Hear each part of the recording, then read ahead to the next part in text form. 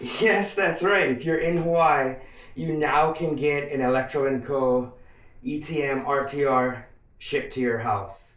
So this is the complete bike all put together. Go ahead and stick around for the video. I'm going to go through all the specs as well as unboxing it and putting it together. So super cool bike. Glad we can get this now in Hawaii at electroandco.com.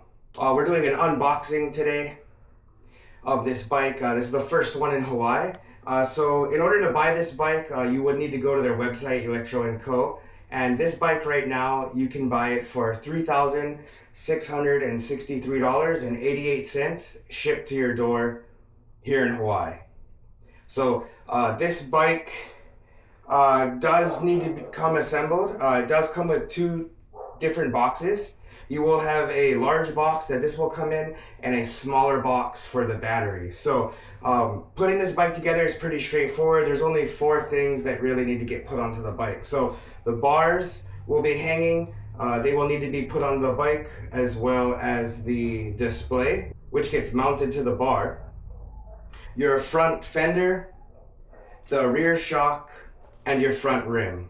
I'm going to show you the battery. So this is the battery that will come separately in a box as well.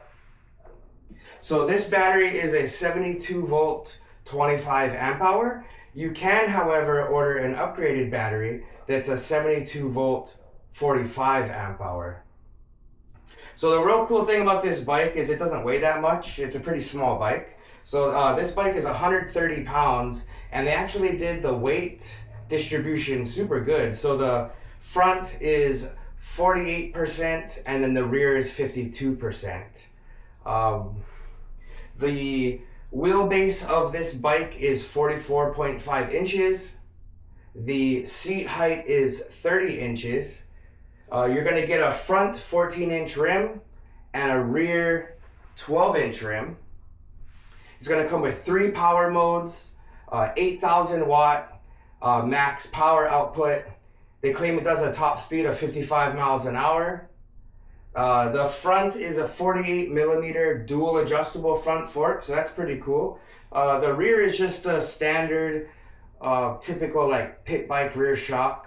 It's got standard e-bike brakes, so very typical to like mountain bike brakes that you would see on the like original versions of e-bikes. Now we're getting into like moto style brakes, but this is a pit bike, so these brakes are going to be more than enough.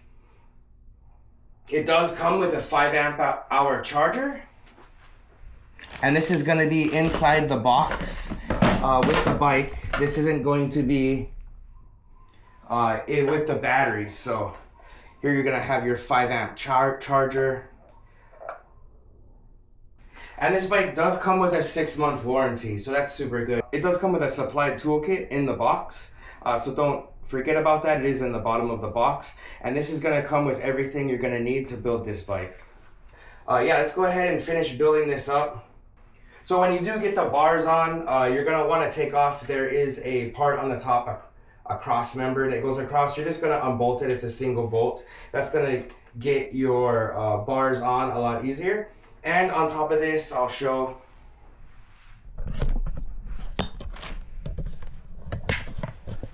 you do have a third Allen. And so what this is going to be is for your display.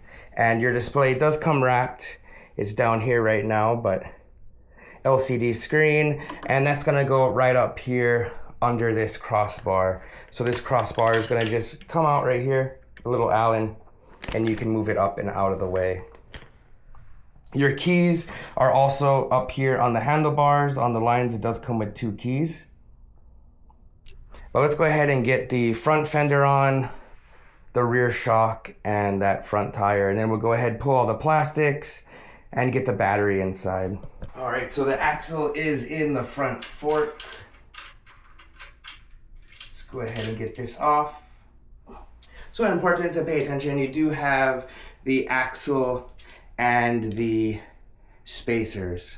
You will need to also remove, there is a block inside of the caliper that stops you from pulling on the brakes, closing the pad. So just make sure you pull that out before you try to get the rim on. There is also a second bag. This is going to be the spacers and the Allens.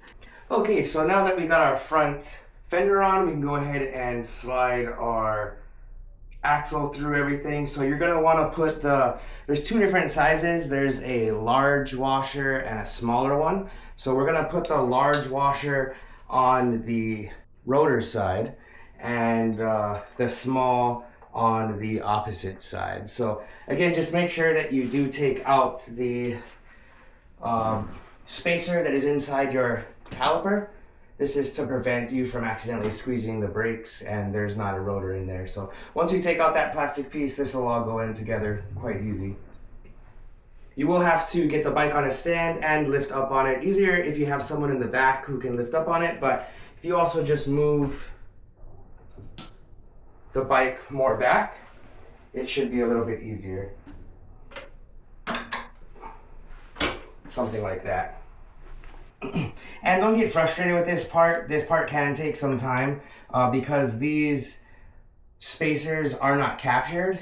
You have to basically hold on to them as you run the axle through. So what I like to do is kind of get it started on one side. There we go. And now that this is in, I'm gonna go ahead and slide this one in.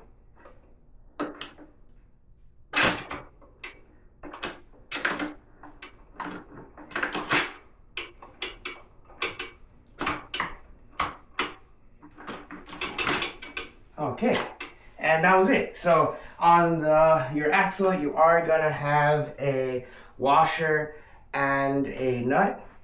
We're gonna go ahead and slide those on. And we'll tighten that up here in a second.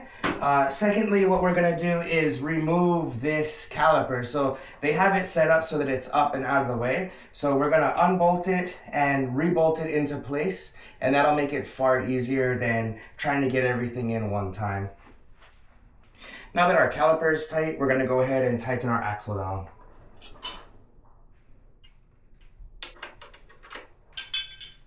Now that the axle is tightened, we're gonna tighten the Allens on the top that secure the pinch bolts. Now that we got the front wheel on and the bars, let's go ahead and do the rear shock. So in the rear shock, there is a steel rod that goes up. There's gonna be a 12 on the top and a 12 on the bottom, and it's nut and bolt. So just loosen those up, and we're gonna replace those with the shock. So when you do put this shock on, make sure that this valve, there's a valve on the top. Make sure it's pointing up and away instead of down. So in order to get the top bolt in for this, you will have to take the seat off. There is a pull latch right here, which is right underneath this. And then 3 Allens to take this off, and you're gonna have to pass it right through this hole. So you will have to do this part in order to get the rear shock on.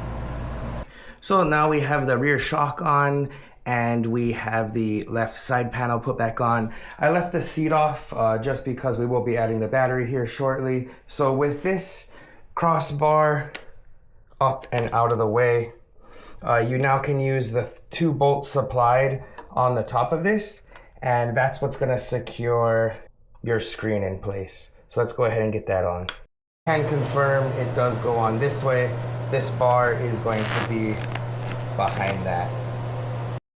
So one more thing we have to do is also put on the front number plate. There's a supplied bolt right there, so we're gonna go ahead and just slide these bottom holes into the top holes there. That'll hide all these wires. So this is how that should look once that is on. The front brake cable you want out, all the others behind. And now that we have this clamped back down, you can see that's where your display is going to be. So let's go ahead and get the battery in. This is pretty straightforward. It's held in by this top piece, so we're gonna loosen this bolt, and this is gonna come off. This loops down, And we're gonna attach these two cables here to the battery. When you do get this battery in, you want both cable connections to be facing forward, and you want to tilt the battery towards the front of the display, and it drops right in. Then we're going to go ahead and connect both the connectors, and then lastly now we're going to put on that clip. So this clip is going to go behind and under, right behind and under. This is going to be loose. This is going to then go down over this, and with the supplied hand nut we're going to just tighten this down. Okay, and then we're going to take the seat and put it back on. Okay, so important to note, there are areas that need to slide in, that slide into these tabs right here, so make sure it's low, and we're going to push forward. Now that's in and secured.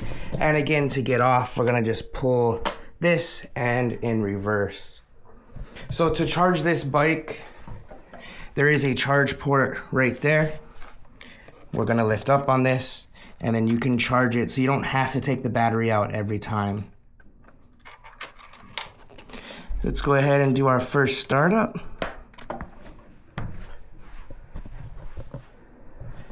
Go ahead, turn the bike on. All right, we're showing 61% battery. So on this, again, you do have 3 modes. So you have 1, 2, and S being sport. So let's go ahead and get it up on this stand. And now that we got it up on the stand, we can go ahead and give it.